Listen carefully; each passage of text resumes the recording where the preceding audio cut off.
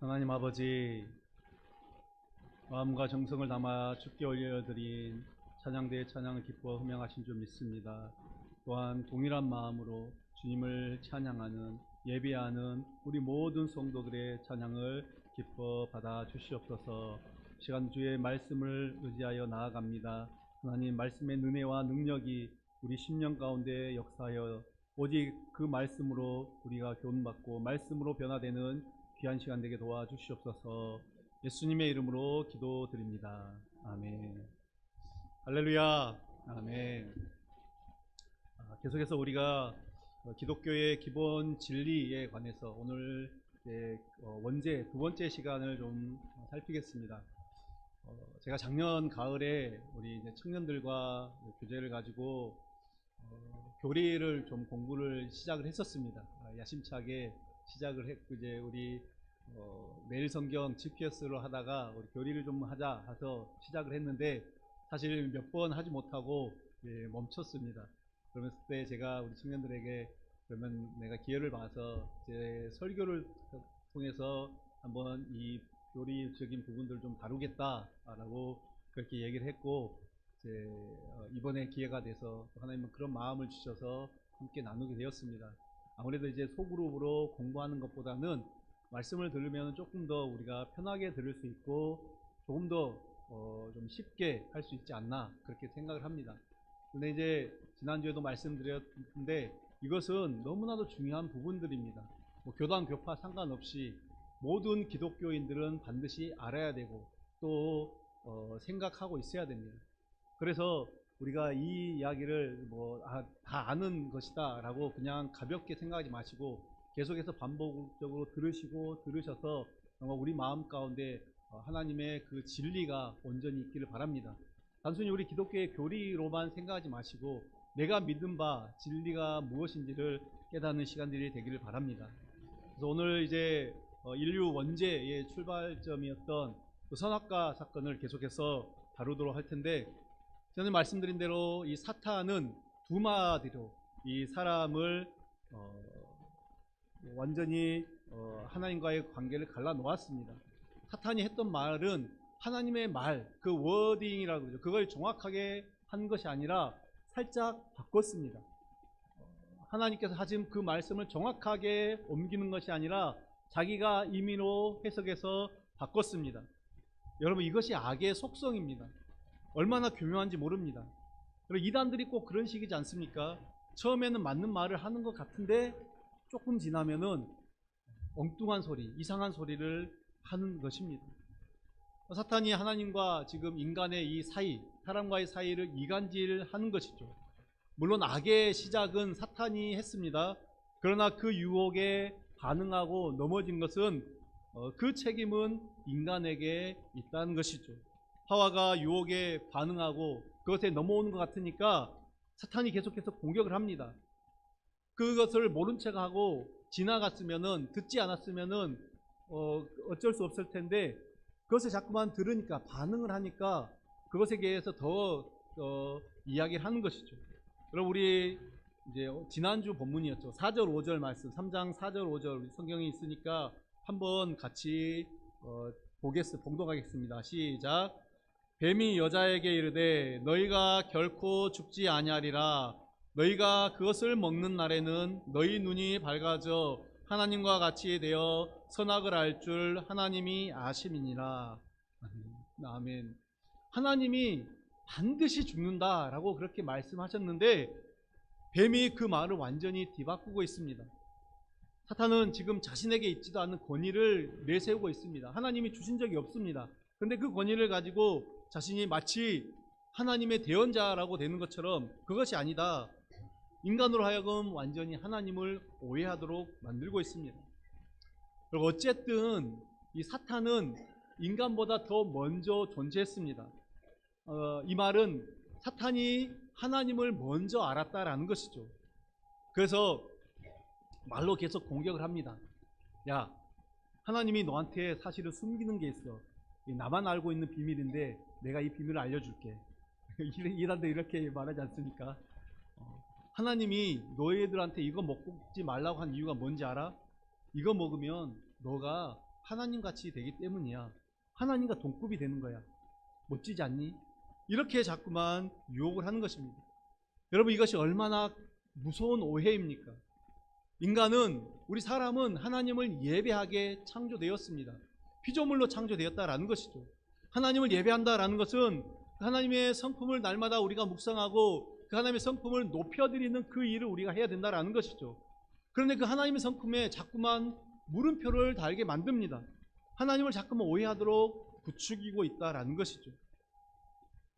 여러분, 말이라는 게 굉장히 무섭습니다. 힘이 있습니다. 지난주에도 말씀드렸죠.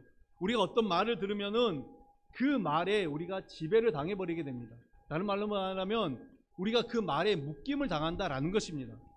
그래서 한번 내뱉은 말을 주워 담기 어렵다, 그 말이 나오는 것이죠.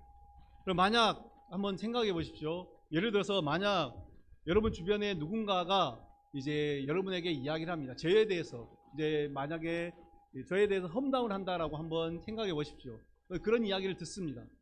장 목사가 사람이 겉으로는 괜찮아 보이는데 실제로는 아주 인성이 엉망인 사람이래. 게으르고 거짓말도 잘하고 욕심 많은 사람이래. 누가 한번 이렇게 이야기를 했다라고 한번 생각해 보십시오. 이 말을 듣는 순간 어떻게 됩니까? 색안경이 씌어지게 됩니다. 이제 그나마 이제 저와 그 관계를 가져서 제가 어떤 사람인지를 아는 사람들은 괜찮습니다. 좀 낫습니다. 그런데 저에 대해서 전혀 모르고 있으면은 딱 선입견이 먼저 들어와, 색안경이 먼저 들어와서 그렇게 보게 되는 것입니다. 그리고 이제 사실 여부와 상관없이 그 생각이, 그 말이 이제 여러분을 지배하게 되는 것이죠. 그래서 경우에 따라서는 제가 여러분에게 했던 모든 말과 행동들이, 보여졌던 것들이 다 가식으로 느껴지죠. 저거 가식일 거야. 저거 본심이 아닐 거야. 진짜 아닐 거야. 잘 먹는 것을 저 욕심쟁이 좀 봐. 이렇게 생각하지 않겠습니까? 그러다가 제가 혹시 새벽 예배라도 한번 빠지면은 그럼 그렇지. 게으른 사람 중 게으른 사람이야. 여러분, 이렇게 생각을 하게 됩니다. 우리의 마음이 사실 그렇게 된다라는 것입니다. 이 사탄의 말을 한번 보십시오. 사탄의 말을 들은 하와의 반응을 한번 보십시오. 여러분, 6절을 보십시오. 6절을 우리가 함께 같이, 6절도 함께 같이 보겠습니다. 여자가 그 나무를 본즉 먹음직도 하고 보암직도 하고 지혜롭게 할 만큼 탐스럽기도 한 나무인지라. 여자가 그 열매를 따먹고 자기와 함께 있는 남편에게도 주매 그도 먹은지라. 아멘. 여러분, 하와가 이날 처음으로 이 선악과를 보았을까요?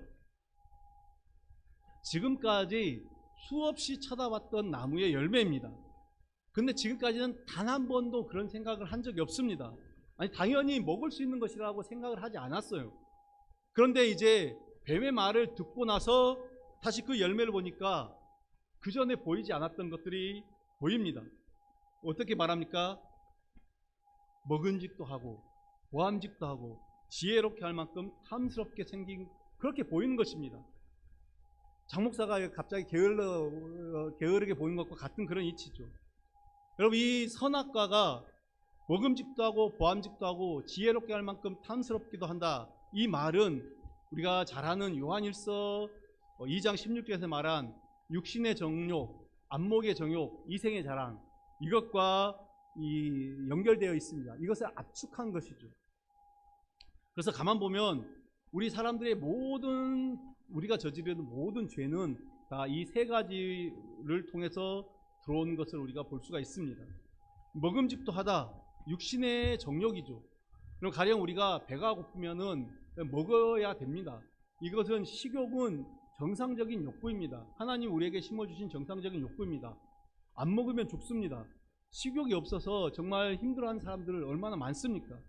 그런데 이 건강한 식욕이 죄가 들어오니까 어떻게 합니까? 식탐으로 바뀝니다. 그래서 탐하게 되는 것이죠. 또 여러분, 부부관계 속에서 주어진 정상적인 이 건강한 성욕이 음란과 불륜과 또 동성애와 같은 더러운 것을 추구하게 된다는 것이죠. 오늘도 보암직도 하다, 이것은 무엇입니까? 안목의 정욕이죠. 우리는 영적인 사람들입니다. 그러면서 또 동시에 육신적인 존재들입니다. 그래서 영이 우리의 육을 지배해야 됩니다. 맞습니죠? 그런데 육이 반대로 영을 지배한 그런 현상이 나타난 것입니다. 그래서 눈에 보이는 모든 것들을 통해서 이 죄악이 들어온다라는 것이죠. 여러분, 우리가 눈에 보이는 것을 통해서 얼마나 우리의 마음이 많이 흔들리는지 모릅니다. 보는 것에서 시작되는 죄악들이 얼마나 많습니까? 일일이 제가 열가기도 다 힘들고 설명하기조차 힘든 많은 죄악들이 우리가 보는 것에서 나타난다라는 것이죠. 지혜롭게 할 만큼 탐스럽다는 것은 이 생의 자랑이죠. 우리에겐 다 명예욕, 과시욕, 또 물욕, 이런 등등등 이 모든 것들이 다 여기에 속한 것입니다. 여러분, 이 세 가지는 결국에 이 세상을 움직이는 세상의 모든, 우리가 정치나 경제나 문화나 예술이나 또 교육이나 이 사회 전반을 모든 것들을 관통하는 그 힘, 바로 이 세 가지라고 할 수가 있습니다. 그런데 우리는 어떻게 말합니까? 이것을 장악한 사람, 그러니까 이것들에 대해서 장악하는 모든 사람을 가르쳐서 저 사람은 성공한 사람이야, 이렇게 우리가 이야기를 많이 합니다. 죄의 유혹은 언제나 이렇게 강하게 우리에게 온다라는 것이죠. 하와가 과연 이 사탄의 말을 듣고 보니까 선악과가 이제 너무나도 매력적으로 다가오는 것입니다. 이것을 반드시 먹고 싶어요. 먹지 않으면 안 될 것 같습니다. 자기가 가지고 있는 에덴 동산의 모든 좋은 것들이 하나도 눈에 들어오지 않습니다. 하나님이 허락하신 수천의 수만의 것들이 있는데, 더 많은 더 좋은 열매들이 있는데 그것이 하나도 눈에 들어오지 않고 그 맛인 한 가지, 선악을 알게 하는 그 열매, 그 한 가지에 이제 눈이 꽂힌다 그러죠. 그 한 가지만 바라보게 되는 것입니다.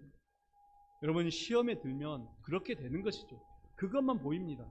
평소에 보이지도 않았던, 평소에 생각지도 않았던 그것이 너에게 너무나도 크게 다가오고 반드시 저것을 가지고 싶은 그런 욕망이 생기는 것이죠. 결국 하와는 넘지 말아야 될 선을 넘어버렸습니다. 하나님이 금하신, 먹으면 반드시 죽을 것이라고 말씀하신 그 열매를 따먹은 것입니다. 그리고 그녀가 첫 번째로 한 일이 무엇입니까? 자기와 함께 있는 남편 아담에게도 주게 됩니다. 이제 그 순간에 죄의 전염성이 나타난 것이죠.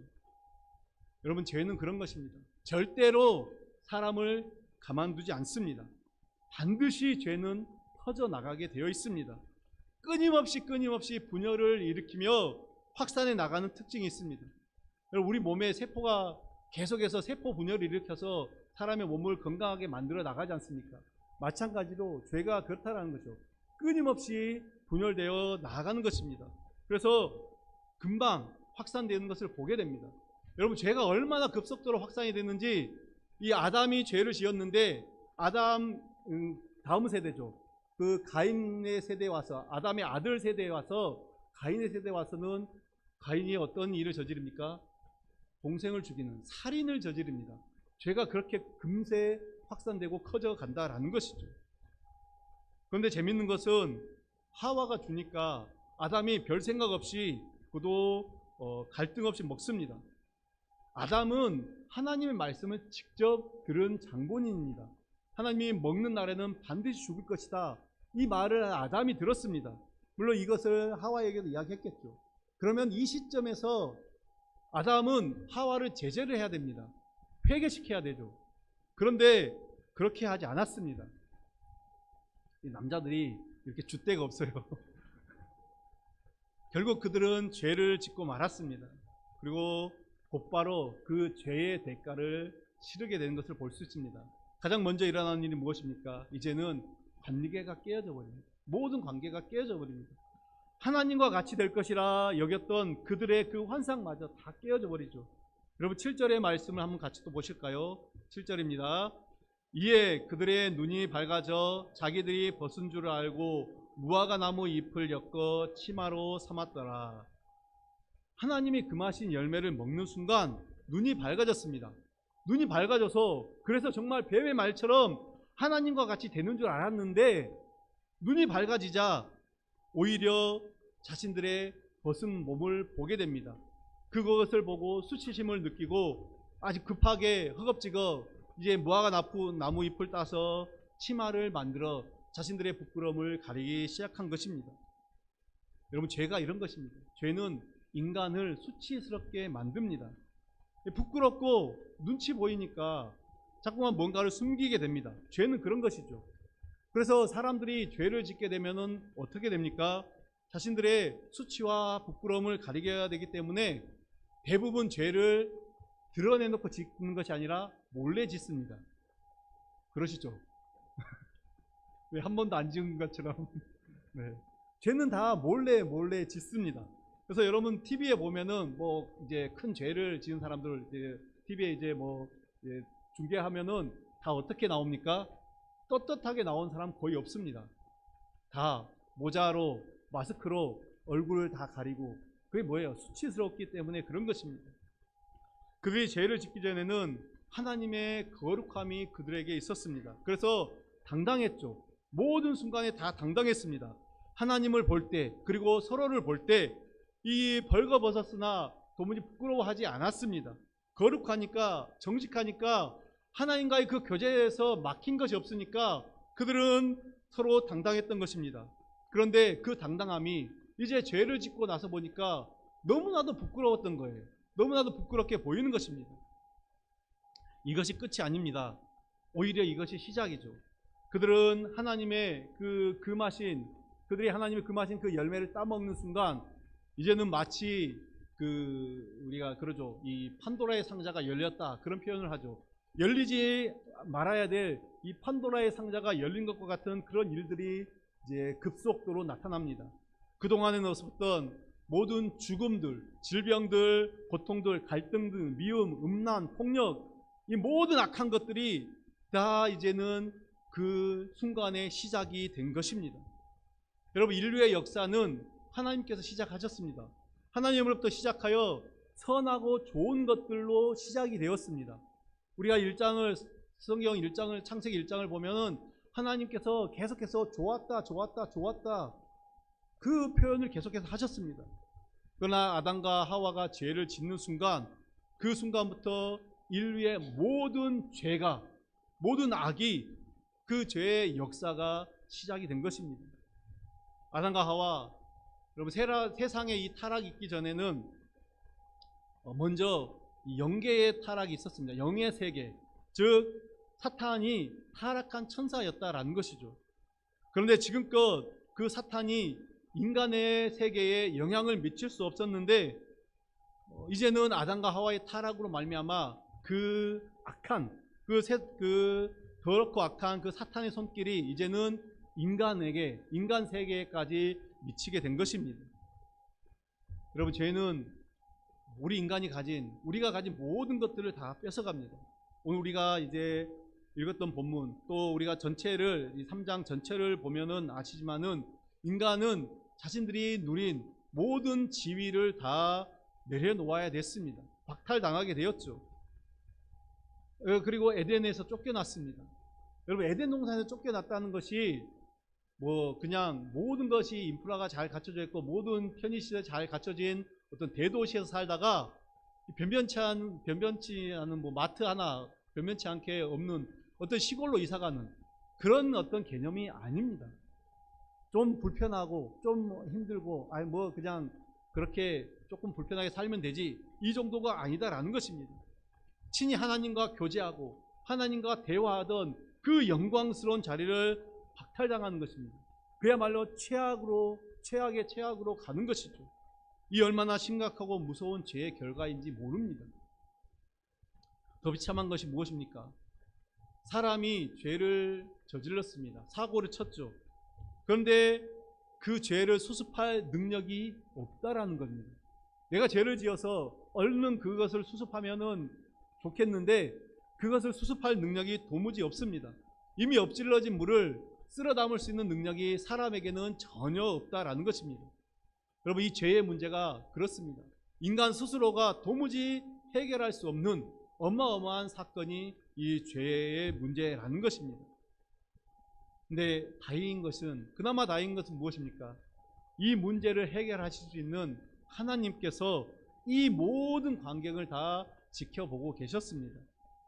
인간들은 죄를 짓고 난 후에 아차 싶었지만 이제는 후회해도 소용이 없는 그때에 자신들이 얼마나 큰 사고를 쳤는지 알게 되었고, 이 수습할 수도 없고 자신들이 수습할 방법도 없기 때문에 한 일이 무엇입니까? 급기야 이제는 하나님을 피해서 도망하였습니다. 숨었습니다.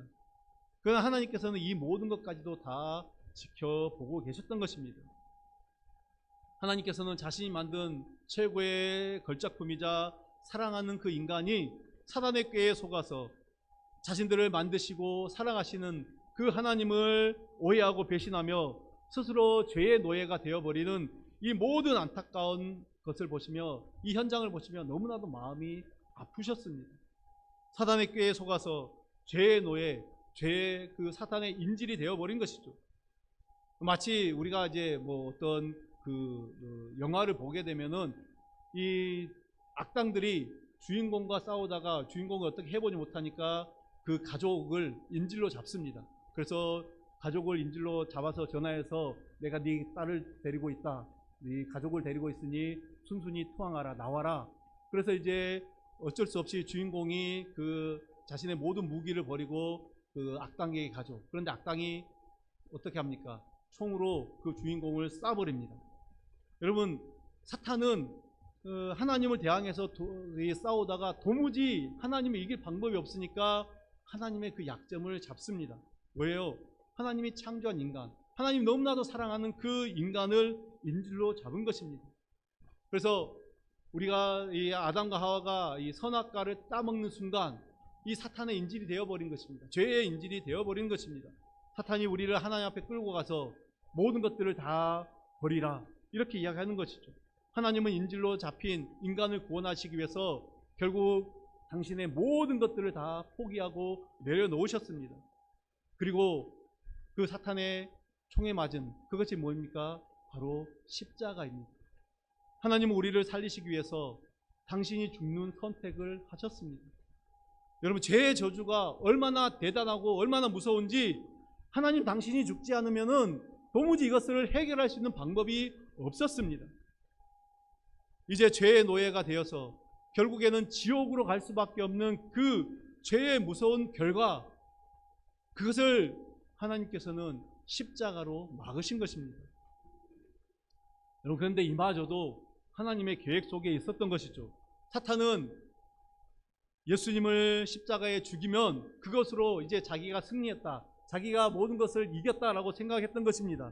그러나 예수님은 십자가에 죽으심으로 우리 인류의 모든 죄를 대속하시고, 그리고 거기서 끝난 것이 아니라 다시 부활하심으로 영원한 생명을 주시고 하나님과의 그 관계를 원상복구시키셨습니다.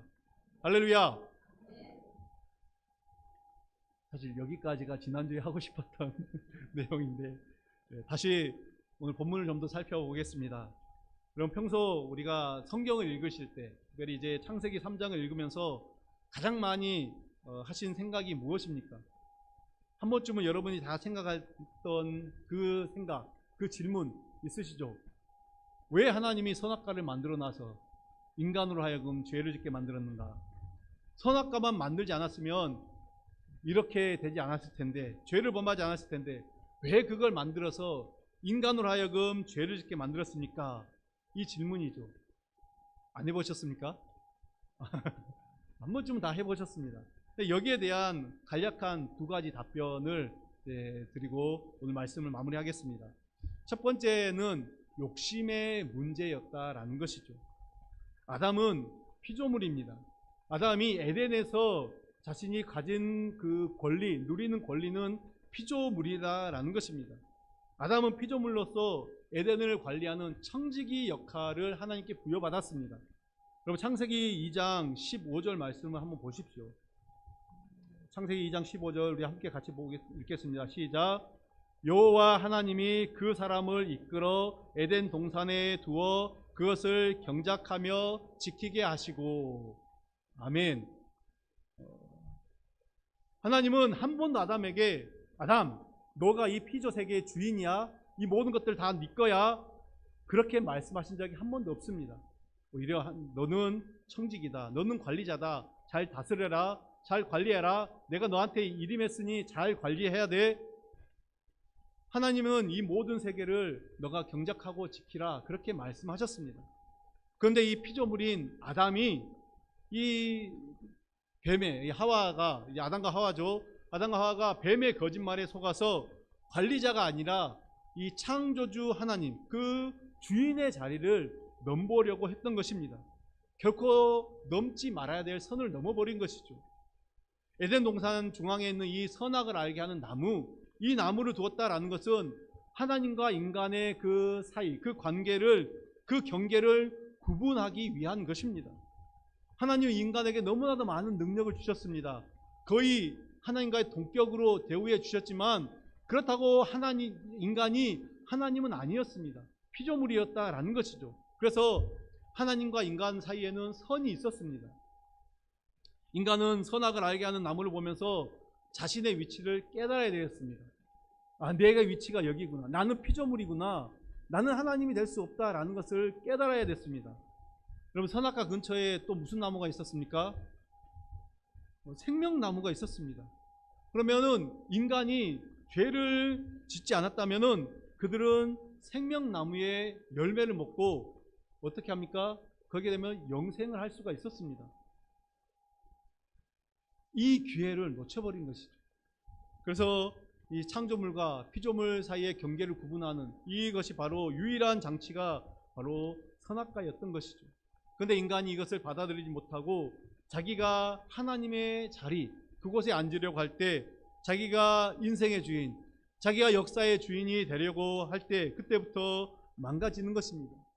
만약에 아담이 욕심을 부리지 않았다라고 하면, 그 자리를 지켰다라고 하면 그는 에덴에서 아마 영생할 수 있었을 것입니다. 그런데 단 한 번의 욕심, 그 욕심으로 하여금 그는 이제 되돌릴 수 없는 나락으로 떨어지게 된 것이죠.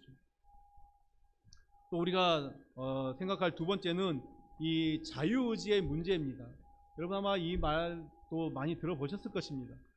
하나님이 우리 사람에게 주신 가장 위험한 선물이긴 하지만 가장 위험한 선물 중에 하나가 이 자유의지입니다. 이 자유의지라는 말은 말 그대로 하나님이 인간으로 하여금 하나님을 거역할 수 있는 선택권을 주셨습니다. 제가 어렸을 때 이제 이런 기억이 있는데요. 제 동생이 무엇 때문인지는 정확히 기억이 나지 않지만은 부모님께 막 때를 쓰면서 대들었던 그런 기억이 있습니다. 그러면서 했던 말이, 이럴 거면 나를 왜 낳았어? 이런 말을 했던 적이 제가 기억이 납니다. 저는 절대 그런 말을 하지 않았습니다.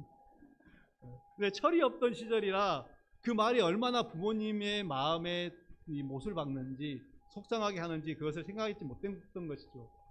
근데 여러분, 이 말을 우리가 여전히 하고 있습니다. 기도하면서 가끔 하나님께 대들지 않습니까? 하나님, 어떻게 나에게 이렇게 큰 고통과 시련을 주십니까? 어떻게 이렇게 아픔을 주십니까? 이렇게 우리가 하나님 앞에 대드는 데가 많습니다.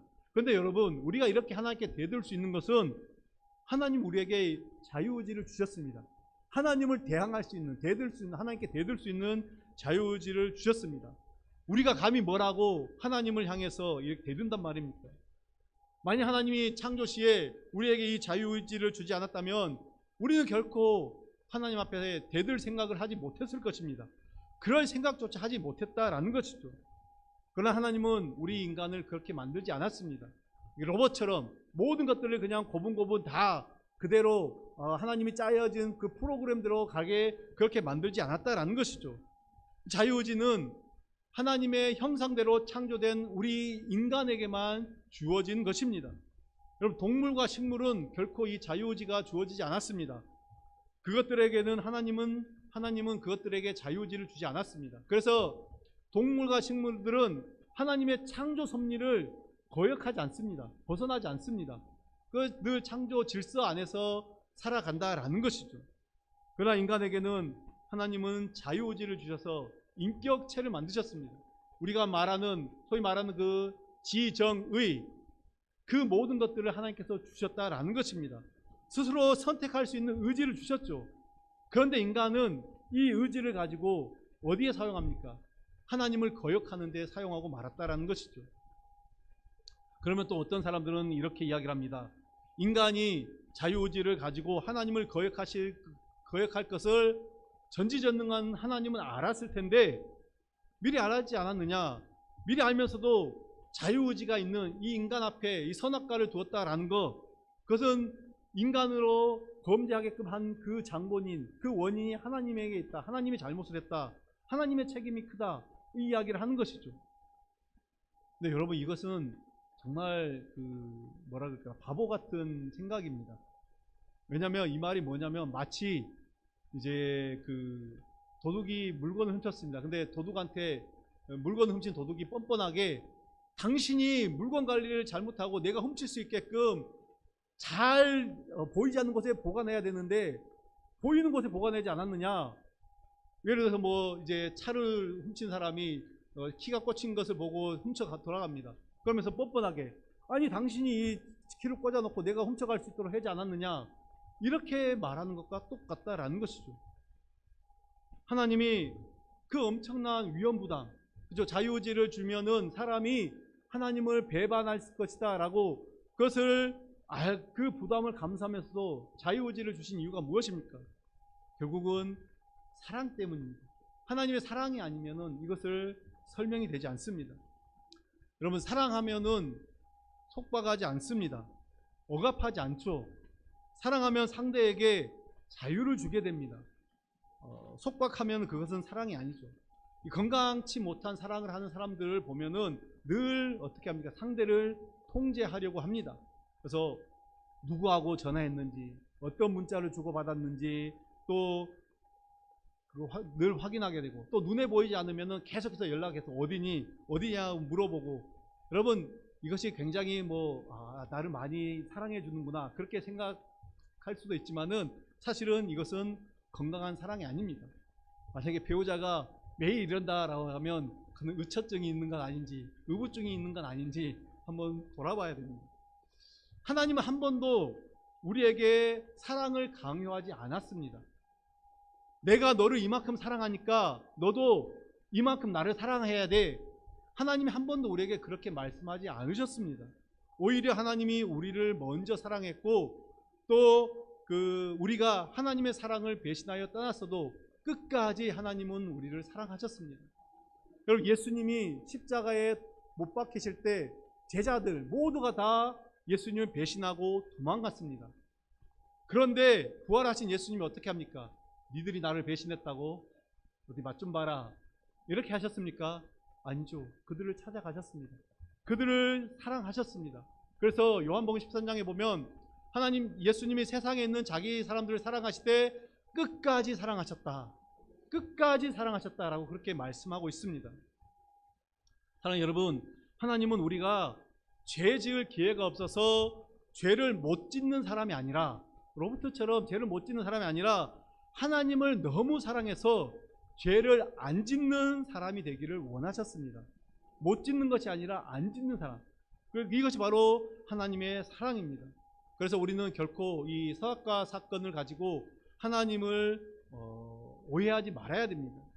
인간이 죄의 유혹을 이겨내지 못하고 넘어진 것입니다. 하나님께 책임 있는 것이 아니라 책임은 그 유혹에 넘어간 사람에게 있다라는 것입니다. 할렐루야. 이제 우리가 다음 시간을 통해서 이렇게 죄에 넘어진 인간이 지는 책임, 그 죄의 형벌이 무엇인지 보고, 또 그 속에서 드러난 하나님의 사랑이 무엇인지를 살펴보도록 하겠습니다. 말씀을 맺습니다. 사랑하는 여러분, 이 사탄의 유혹 앞에 무릎을 꿇었던 그 아담, 그 하와의 연약함, 그 연약함이 여러분 오늘 우리에게도 살아있다라는 것을 기억하십시오. 우리의 힘으로는 이 세상의 유혹을 이길 수 없다라는 것입니다. 그래서 우리는 여전히 우리 안에 살아계시는 예수 그리스도를 붙잡아야 됩니다. 이제 더 이상 실패하지 말아야 됩니다. 예수님께서 다시 오셔서 승리하셨기 때문에 이제 우리에게는 정죄함이 없습니다. 이제 우리는 자유함을 가지고 그 하나님 우리 안에 계신 성령님, 그 주님을 온전히 붙잡고 모시고 살아갈 때, 그리고 그 은혜로 세상을 이기는 우리 모든 주님의 자녀들 되시기를 간절히 축원합니다. 기도하겠습니다.